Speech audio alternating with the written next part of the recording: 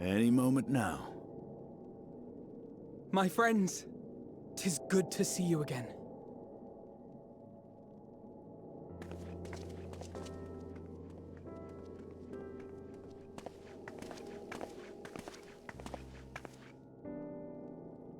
And you.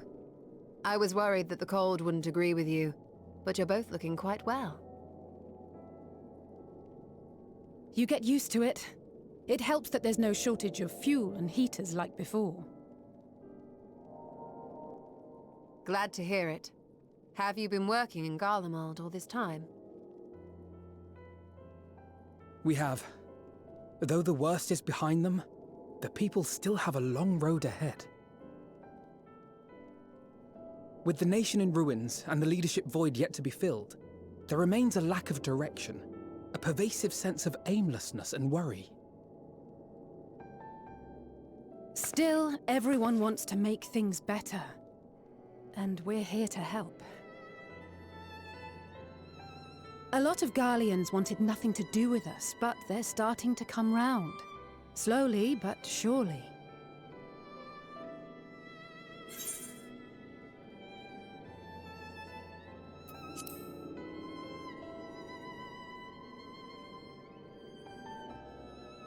You're too kind. But it's thanks to the cooperation of like-minded souls that we've been able to make any progress. The Allied nations continue to send supplies, which allow us to meet basic needs such as food and shelter. Meanwhile, Euless and a number of soldiers have begun a restoration initiative, with more and more volunteers joining by the day. Like Alphino said, they've got a long road ahead of them. But we'll get there together, one step at a time. But enough about events here. What brings you to us? And with new company, besides.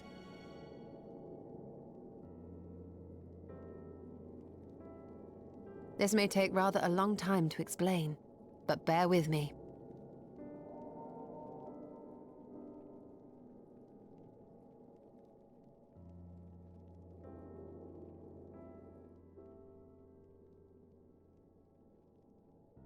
The 13th?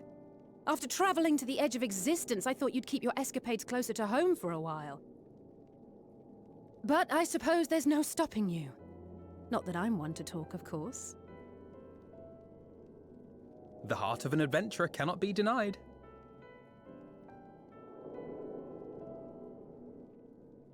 You could have at least invited me, too. Surely there was room enough for me and Grahar in the Undersea Vault.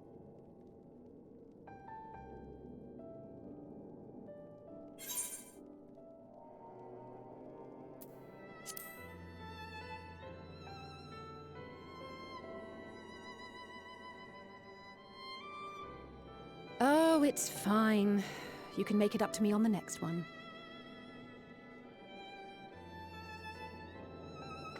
But on a more serious note, are we sure it's wise to keep Xenos' former avatar around? I understand how you came to work together, but nevertheless... You're right to be cautious. I'm a void sent, after all. But do not conflate me with Xenos. To recall my time in his service, it angers me.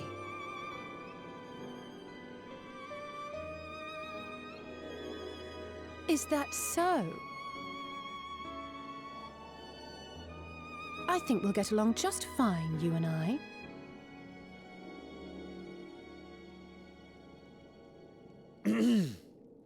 Now that we are all caught up, to the matter at hand. As we were about to resume our search in the void, I felt the presence of my sister Ajdaya in the source. Somewhere in the far north, perhaps even here in Garlemald.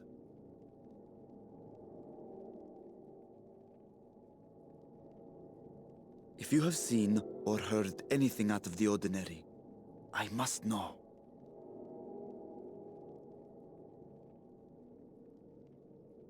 As a matter of fact, we may have. In recent days, we have had to contend with a surprising number of Voidsent. And not the lesser kind that occasionally manifest, but ones possessed of considerable power.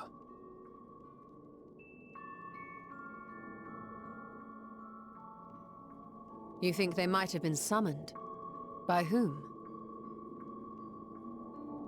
We're not sure. But as Euless reminded us, practitioners of a certain traditional Garlean art rely upon Void-sent servants. The very same I believe you have mastered. While there are no known Reapers left in Garlemald, we can't rule out the possibility that some are working in secret. To summon not one, but several powerful Voidsent is no small feat. But if Ashdaya was indeed called from the Void... Then it is likely the same party is responsible. Alternatively, the etheric confluence at the Tower of Babel may have triggered an expansion of natural fissures one could use to cross over. But I think that improbable, if not impossible. And we must assume these events have indeed been orchestrated. Well, summoned or no, we've been trying to track them to their origin. It's the mountains to the east, we think. Can you guide us there? I would, but the terrain is too difficult to traverse on foot, nor is flying an option due to the winds. Too much ground to cover in any case. Is there no way to narrow it down? There is one place we thought to look first. An isolated village rumoured to have once been home to a Reaper order. That would indeed make an excellent start, though the question of how to get there remains.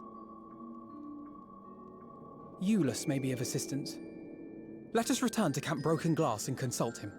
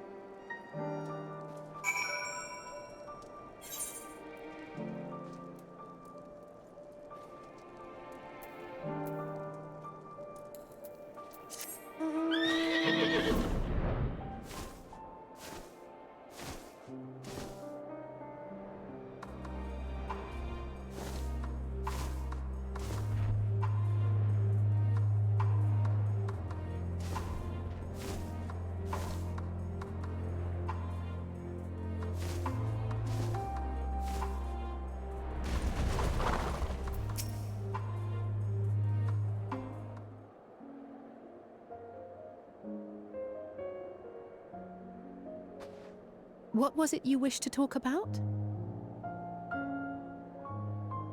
Why do you help these people? What is it that you stand to gain? I'm sorry? You don't act on behalf of a higher power, nor are you bound by a contract. In spite of this, you help them. Why?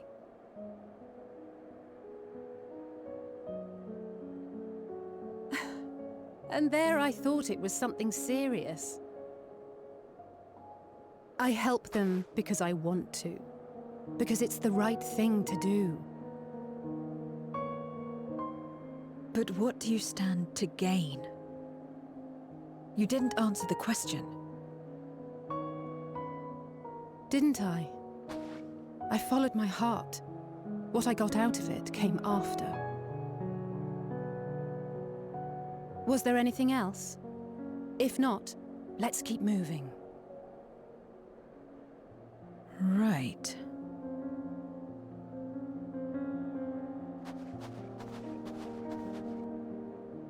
To act not out of obligation or in pursuit of gain.